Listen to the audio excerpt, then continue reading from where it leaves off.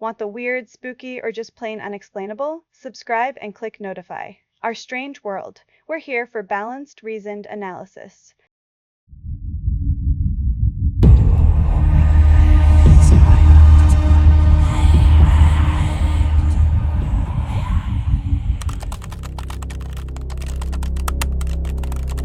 Slender Man is not your typical ghost story passed down from candlelit campfires or ancient folklore. He is, in many ways, a child of the digital age, a figure born from pixels and imagination conjured from the eerie corners of the internet. His story begins in 2009, deep within the online forums of a website called Something Awful, where users participated in a Photoshop contest designed to create supernatural imagery. Among the many entries, one submission stood out. A user named Eric Knudsen, posting under the alias Victor Surge, uploaded a haunting image. It depicted a tall, unnaturally thin figure dressed in a black suit, faceless and looming, in the background of an old photograph, standing near a group of children. There was something profoundly unsettling about the image, something primal. It didn't just show a monster, it suggested something terrible lurking just out of view. The image ignited something in the online imagination, and that spark grew into a firestorm. Soon after, users across the internet began weaving tales, creating artwork, and producing chilling video series. Slender Man evolved from a single disturbing image into a sprawling mythology, built collectively by thousands of voices, each adding layers of depth, horror, and possibility. The mythos was no longer just a creepy picture.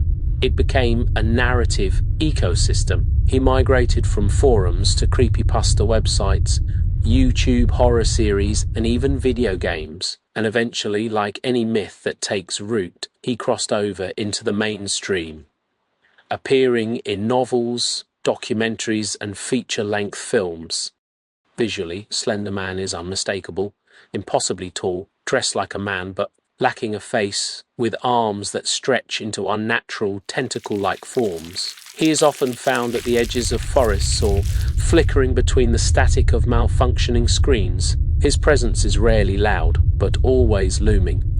He doesn't chase, he stalks, he influences, he waits. Slender Man didn't rise in isolation. He grew through participation. The internet, acting as a kind of modern-day campfire, became the perfect breeding ground for collaborative storytelling. Platforms like the Creepypasta Wiki, the cult YouTube series Marble Hornets, and countless role-playing forums allowed anyone and everyone to contribute. Every user who added a piece to the story, be it a drawing, a diary entry, or a terrifying video, was feeding the myth, expanding the lore, and deepening the illusion. What made Slender Man unique wasn't just his origin, it was how he spread. Unlike traditional horror icons born from a single creator, Slender Man thrived on collective imagination. He became what some scholars now call a crowdsourced monster, an urban legend shaped by thousands of hands. This opens up an unsettling question: can belief alone breathe life into fiction? Enter the concept of the digital tulpa, a theory rooted in mysticism and psychology. A tulpa is an entity conjured purely through mental focus and belief.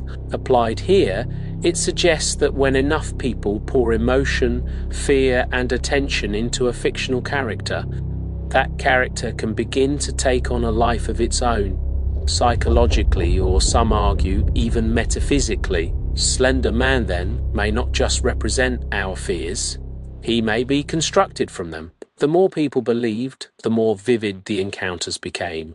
People reported sightings, dreams, and unexplained feelings of being watched. For some, Slender Man wasn't just an online myth, he was real. For most, Slender Man remained just a story, a thrill in the dark, a tale to be whispered late at night. But in 2014, that illusion shattered in the most horrifying way. In Waukesha, Wisconsin, two 12-year-old girls lured their friend into the woods. What followed was an unthinkable act. They stabbed her 19 times, leaving her for dead. When questioned, their motives stunned investigators. They claimed they had done it for Slender Man. They believed that by committing the act, they could become his followers and prove their loyalty to this faceless entity they had encountered online. The victim survived, miraculously, but the story reverberated around the world. Suddenly, Slender Man wasn't just folklore or entertainment.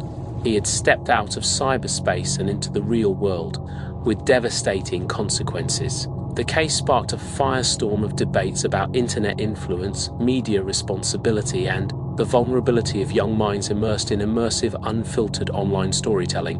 Both perpetrators were later found to suffer from serious mental health conditions. Yet the case exposed just how deeply the myth had embedded itself, not just as fiction, but as a belief system. To some paranormal investigators and occult theorists, story doesn't end with psychology or tragedy. It only begins there. They propose a compelling, if unsettling, theory that Slender Man may have become what's known as an egregore, a kind of collective psychic entity brought into existence by shared belief. The more energy people give it, through fear, fascination, obsession, the stronger it becomes. In esoteric traditions, egregores are said to influence thoughts, behaviors, and even events. Slender Man, in this view, is not merely a story or a symbol, but a construct of mass consciousness living in the grey zone between imagination and reality. Reports of dreams, sightings, and psychological disturbances continue to surface. People claim to feel his presence, to see him in forests or standing at the foot of their beds during sleep paralysis. Whether these experiences are hallucinations, coincidences, or something far stranger. They suggest that Slender Man has taken on a life well beyond his origin post.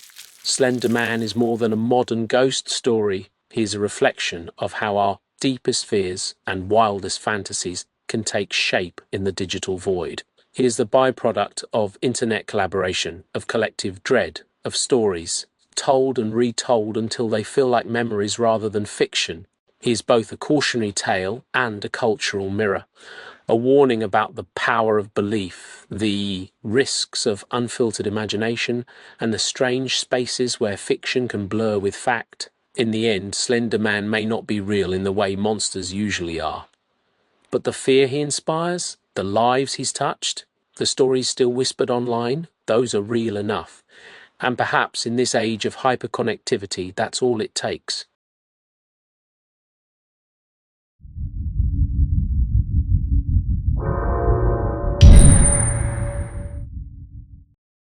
Want the weird, spooky, or just plain unexplainable? Subscribe and click notify.